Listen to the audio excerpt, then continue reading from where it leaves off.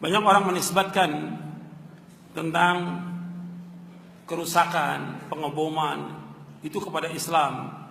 Apakah benar yang demikian dari Islam? Ya jelas kalau orang yang akalnya waras sesuai dengan fitrah, ya nggak benar. Masa pengeboman, kerusakan dinisbatkan kepada Islam? Islam berlepas diri, nggak mungkin Islam mengajarkan demikian. Meskipun di antara pelakunya adalah orang Islam, tapi itu nggak benar. Kenapa? Merusak itu bukan dari agama Islam.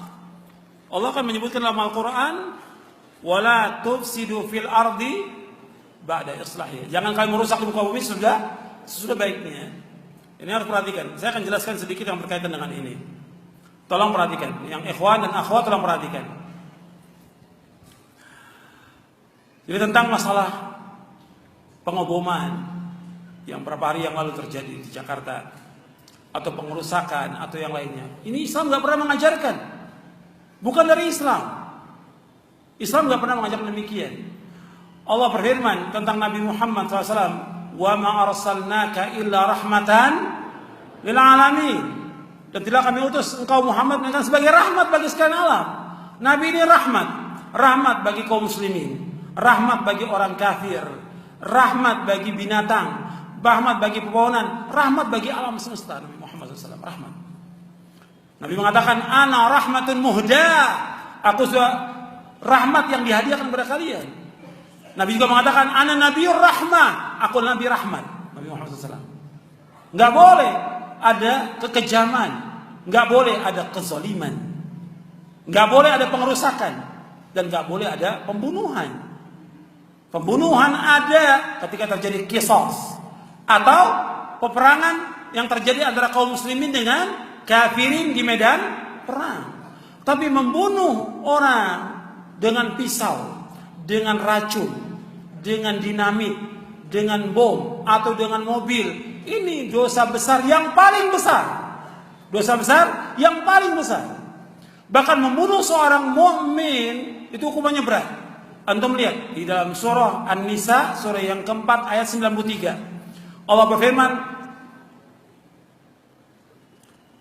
"Wa man yaqtul mu'minan muta'ammidan fajaza'u jahannamu khalidan fiha wa ghadiba Allahu 'alaihi wa la'anahu wa 'adda lahu 'adzaban 'azima." Wa man yaqtul mu'minan muta'ammidan, barang siapa membunuh seorang mukmin dengan sengaja. Barang siapa membunuh seorang mukmin dengan sengaja, fajaza'u jahannam, maka balasan neraka jahannam. Yang pertama, jahannam. Khalidan fiha, kekal dalam sana. Wa ghadiba Allahu 'alaihi, Allah murka kepadanya. Yang ketiga, wa la'anahu, Allah laknat dia. Wa 'adda lahu 'adzaban 'azima, Allah berikan azab yang pedih. Surah An-Nisa ayat 93. Jadi barang siapa yang membunuh seorang mukmin dengan sengaja, maka balasannya neraka jahannam, kekal di dalamnya. Yang kedua. Yang ketiga, Allah murka kepadanya. Yang keempat, Allah laknat. Yang kelima, Allah sediakan azab yang pedih. Makanya orang yang membunuh orang lain hukumannya berat. Di dunia berat, dihukum bunuh, qisas, kemudian juga di alam barzakh, dan nanti di hari kiamat. Makanya hukuman antara manusia dan manusia yang pertama kali dihisab masalah darah.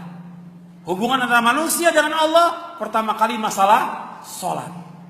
Kata Nabi, awwalu ma yuqda bainan nasi fid dima, akhrajahu al-Bukhari wa Muslim. Yang pertama kali dihukum di antara manusia masalah darah.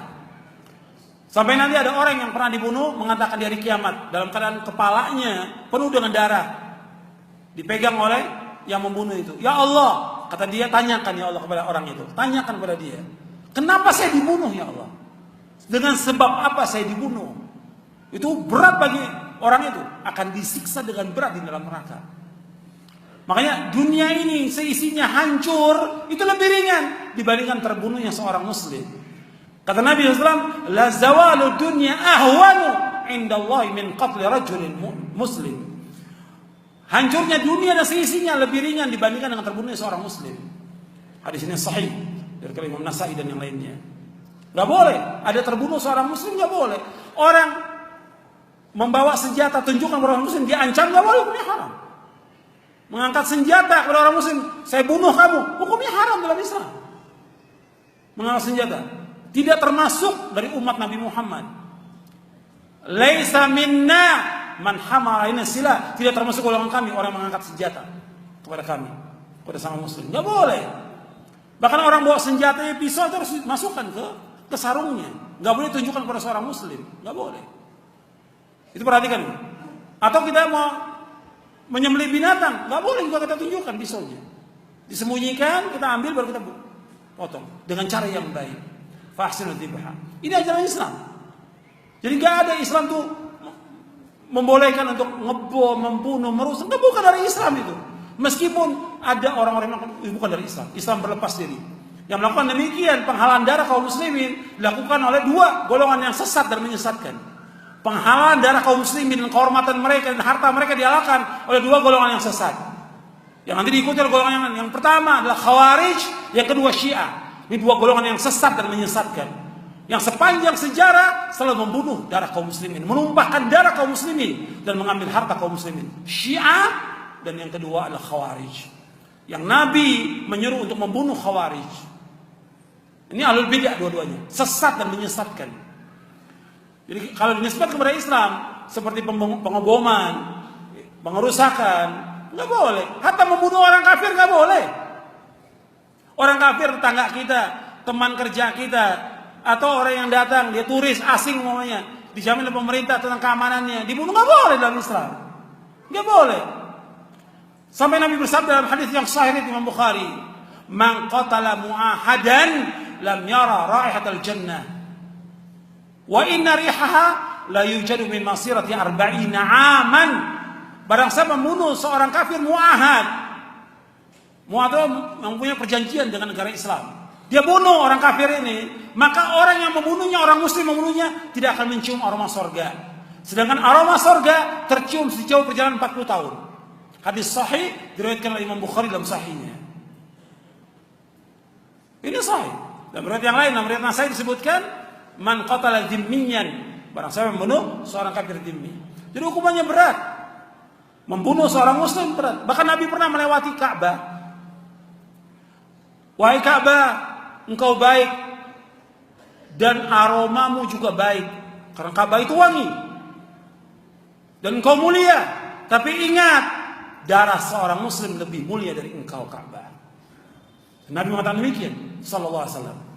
Jadi Ka'bah itu mulia, tapi darah seorang muslim lebih mulia dari Ka'bah yang mulia. Enggak boleh dibunuh, enggak boleh tumpahkan darah. Jadi Islam mengharamkan membunuh, menumpahkan darah kaum muslimin, hukumnya haram dalam Islam. Atau orang kafir, kecuali dalam peperangan antara kaum muslimin dengan kafirin di medan perang. Jadi perhatikan yang seperti ini, sebab ini sudah fitnah disebabkan kepada Islam. Bahkan tuduhannya kepada Islam itu teroris. Enggak benar. Ya benar. Mesti yang memulai kerusakan itu di muka bumi siapa? Itulah yang dikatakan teroris. Bukan Islam. Islam nggak pernah melakukan demikian.